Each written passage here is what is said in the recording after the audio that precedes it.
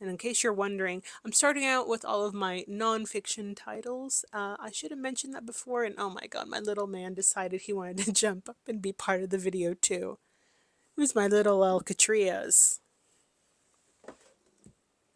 Come on, let everyone see how cute you are. Look how cute he is. Look how confused.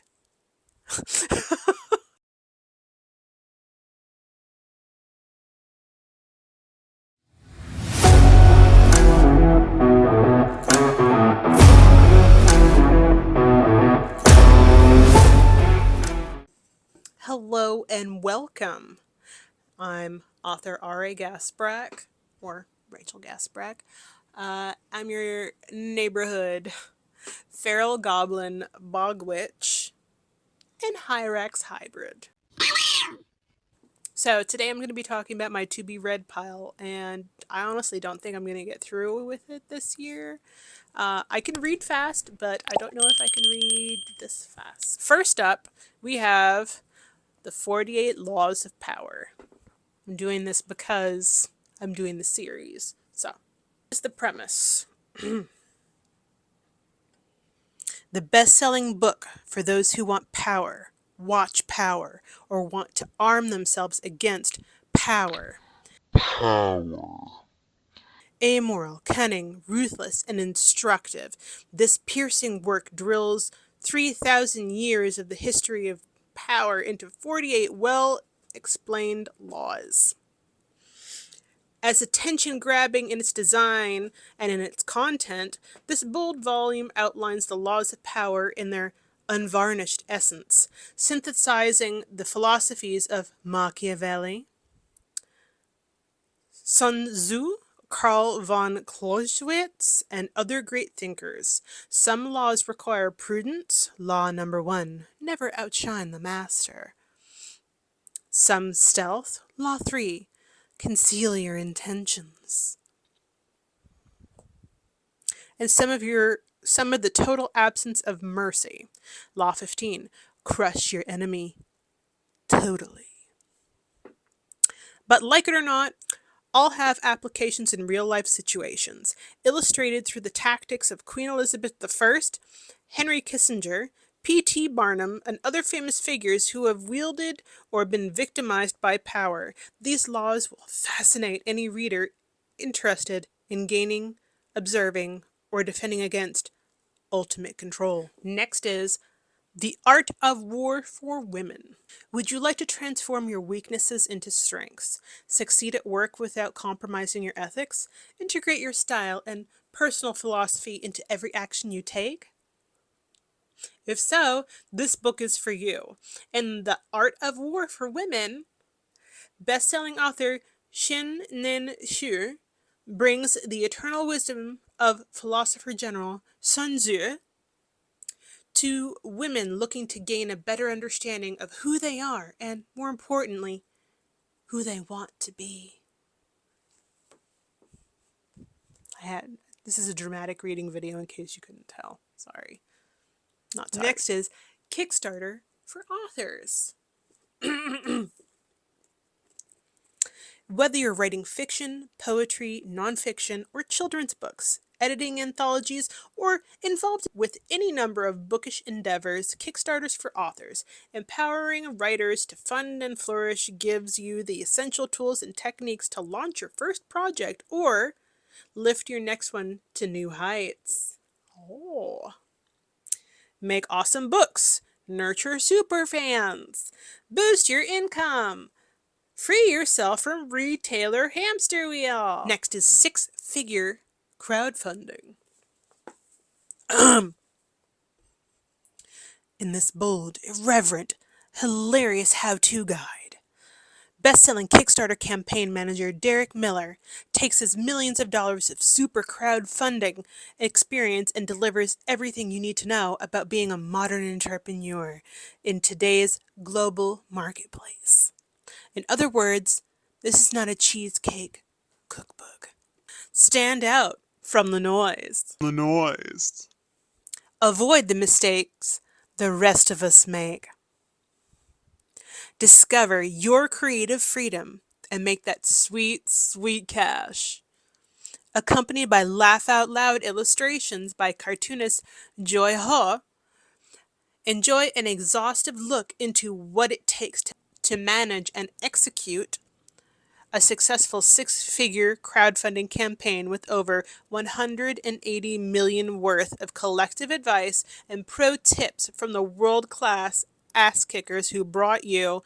And then it just lists a whole bunch of stuff. I don't know how I feel about this one yet, but giving it a shot. Okay, I've actually started this one, but it was like 10 years ago and I haven't continued, so my old bookmark is in it. So, How to Win Friends and Influence People. It's a business and interpersonal staple. You can go after the job you want and get it. You can take the job you have and improve it. You can take any situation you're in and make it work for you. For over 40 years, the rock-solid, time-tested advice in this book has carried thousands of now famous people up the ladder of success in their business and personal lives. Now this phenomenal book has been revised and updated to help readers achieve their maximum potential in the complex and competitive 80s.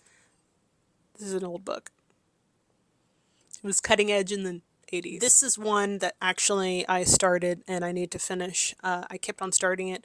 Then I get inspired and I'd start doing what she recommends in this. But better blurb writing for authors. I highly recommend this book. Game changer for me. Write better blurbs. Get better readers. Writing book descriptions for genre fiction, or blurbs as some authors call them, requires a completely different skill set from writing full-length novels. Ain't that the truth, though? For many authors, blurbs are a last, distasteful obstacle they must overcome before they're allowed to sell their book. But it doesn't have to be that way. Writing blurbs is far easier with a step-by-step guide and a bit of helpful advice. In this short, helpful book, you'll learn how readers select their next novel and how to aim your blurb at the right readers. Facts. Like literally, halfway through this, nothing but facts. I highly recommend. Highly. This author actually has a Netflix series that I haven't watched yet. I want to read this first before I watch. But I Will Teach You to Be Rich. A unique voice on money. One singularly attuned to his generation. That's a quote. Buy as many lattes as you want. Spend extravagantly on the things you love. Live your rich life instead of tracking every last expense. I like this guy already. This isn't typical advice from a money expert. With Ramit Sethi's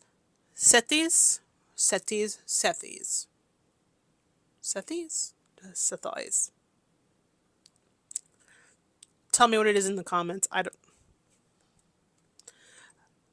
6-week program. You decide on your rich life, whether it's traveling to Bora Bora, paying for your parents' retirement, or just picking up the check when you're out with friends, and use the program to get there fast.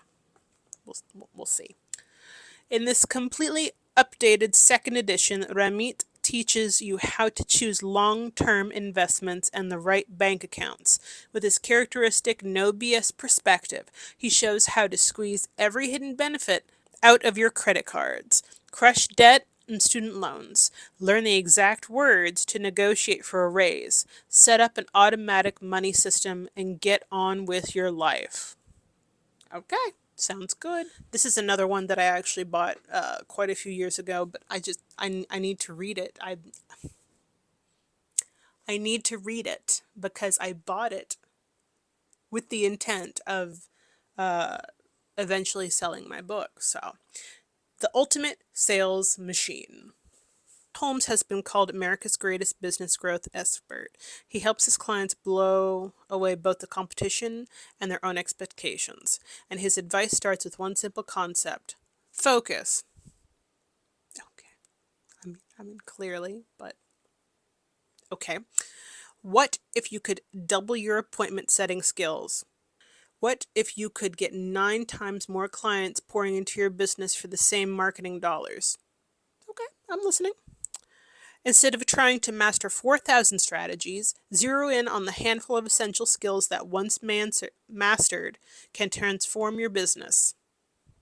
We shall see. This is one I'm really excited for. I actually read her first book and I just really enjoyed it. This one is You Are a Badass Every Day. For anyone who has ever had trouble staying motivated while trailblazing towards badassery, You Are a Badass Every Day is the companion to keep you fresh, grateful, mighty, and driven in 100 exercises, reflections, and cues that you can use to immediately realign your mind and keep your focus unwavering. This guide shows you how to build on the breakthroughs catalyzed by Cicero's iconic books, You Are a Badass, and You Are a Badass at Making Money. Owning your power to ascend to badassery is just the first step in creating the life you deserve. You Are a Badass Every Day is the accountability buddy you can keep in your back pocket to power through obstacles. Overcome the doubts that hold you back from greatness and keep the fires of determination roaring while you reach your goals. I feel like I'm going to enjoy this one too. On to the fiction titles. I bought this a long time ago. But honestly, it was because of the cover art. I'm sorry. This was a cover art impulse buy. It's a parallel universe.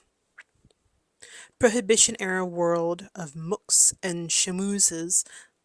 Is that even how I say it? Shamoozes? Shamoys? Shamoyses. That is the twisted magic mirror of our bustling Big Apple. It's a city where sinister characters lurk around every corner, while the great superheroes who once kept the streets safe have fallen to deadly rivalries. And not that its colorful residents know anything about the real New York, until Detective Rad Bradley, okay, makes a discovery that will change the lives of all its inhabitants. I bought this book like 15 years ago. I'm not even gonna lie. I think it was like 15, might be more than that. And I've been meaning to actually read it, but it's a omnibus of 10 books. The Great Book of Amber. Huh? So I'm just it's basically a fantasy compendium. There's no blurb on the back. Uh, yeah, it's just it's a big book of fantasy and world building and stuff like that. So the reason why I haven't read it until now is because I've been obsessed with reading goals for so long that I focused most of my reading on short, quick, easy books, and I realized I don't want that. I want something that's longer that I can fully like dive into. So finally getting he's a big boy. Just it's a lot of words. A lot of words. But luckily I love words. So there we go. Okay, a lot of people know about this one, but I'm just now getting into it. Upon a burning throne. In a world where demigods and demons walk among mortals, the emperor of the vast burnt empire has died, leaving a turbulent realm without an two young princes, Adri and Svat. Svat? Svat. Svat. Are in line to rule, but birthright does not guarantee inheritance, for any successor must sit upon the legendary burning throne and pass the test of fire. Imbued with dark sorceries, the throne is a crucible, one that incinerates the unworthy. This was a recent purchase that I had. I absolutely love Death Head Moths, so the last one, I saw this cover and instantly I was like, oh, the colors, oh, the design, oh, Death Head Moth. A lot of mixed reviews, but then again, I've liked books that people didn't like because different flavors, different people. Thrown into a desolate land of sickness and unnatural beasts, Kai wakes in the woods with no idea who she is or how she got there. kind of like Cora in my book. All she knows is that if she cannot reach the Sea of Devour, then this hellscape will get worse. But when she sees the village blacksmith fight invaders with unspeakable skill, she decides to accept his offer of help. Too bad he's as skilled at annoying her as he is at fighting. They're gonna end up together. Surprise!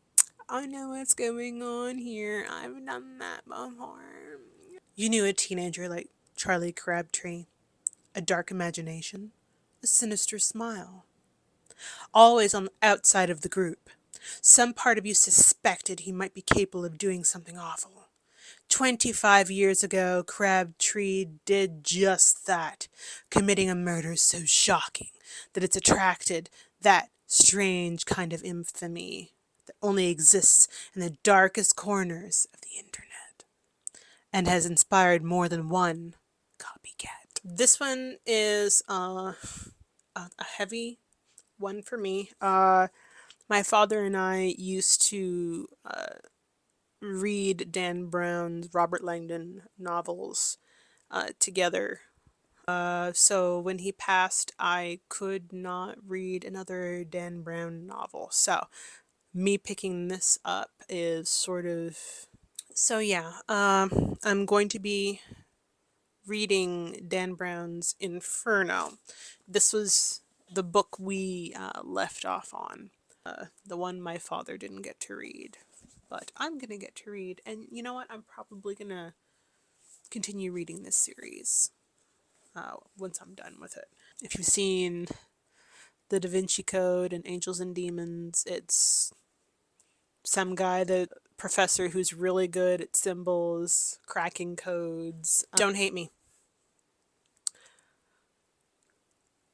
I automatically purchased this as soon as it came live after I read the third Imperium? I don't remember. Before I read the other one, but Onyx Storm. I don't remember much of anything that happened, so I'm gonna need like cliff notes. Because I don't want to read the everything I read up until this point again, just to read the book. So I'm probably just gonna do a quick Google happen, but it's all kind of jumbled and mixed up because I read a lot of books in between that book and this one when I get to it. So yeah, we know it's about dragons. It's about a girl who rides dragons. I mean, yeah. Yes, little man. Yes. Violet Sarangale. I don't even remember her last name. I remember her first name is Violet. Yes, I know. I don't remember either, little man. Yeah.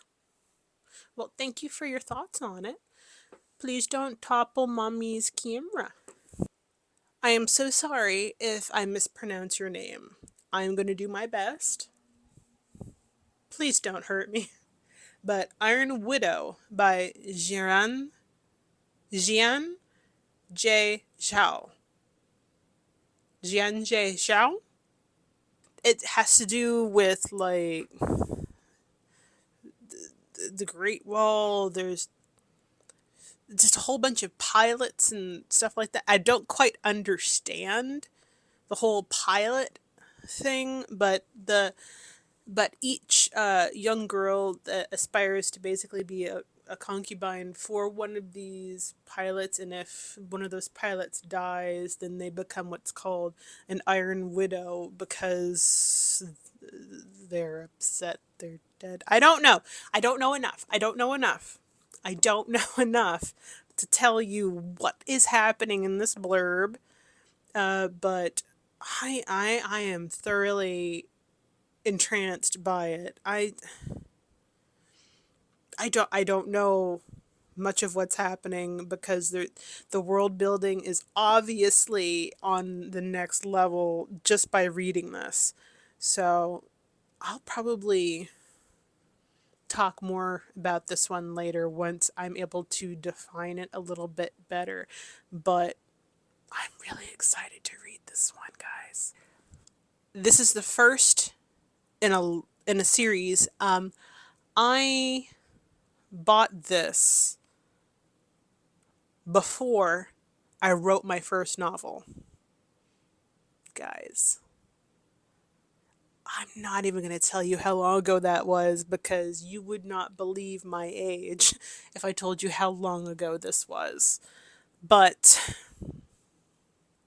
here we are. It is Cold Magic. Cold. She's as cold as ice. Okay, I'm sorry. I apologize. That was uncalled for. I know. It is the dawn of a new age. The Industrial Revolution has begun. Factories are springing up across the country, and new technologies are transforming the cities. But the old ways do not die easily. No, they don't. Cat and Bee are part of this revolution. Young women at college learning of the science that will shape their future, and ignorant of the magics that rule their families. But all of that will change when cold mages come for Cat. New dangers lurk around every corner, and hidden threats menace her every move. If blood can't be trusted, who can you trust? Who are you gonna call? I'm sorry. That leaves us with the last one. The Griffin Mage Trilogy. This is a 3-book compendium. This is the blurb. The Griffin Mage Trilogy, now complete in 1 volume. No, that's the description, Rachel. Why are we reading the description? Okay.